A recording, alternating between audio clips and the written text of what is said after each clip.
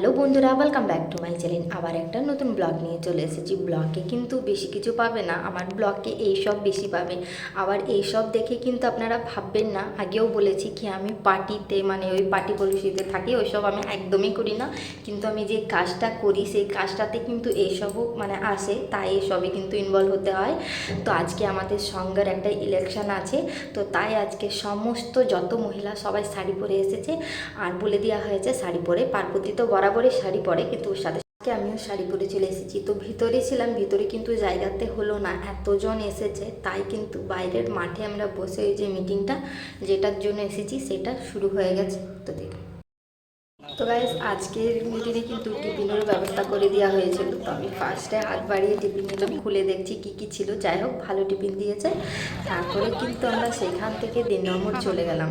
আজকে ফুচকা খাবার সবারই খুব ইচ্ছে করছিল, তাই বন্ধুরা চলে এসেছি ফুচকা খেতে।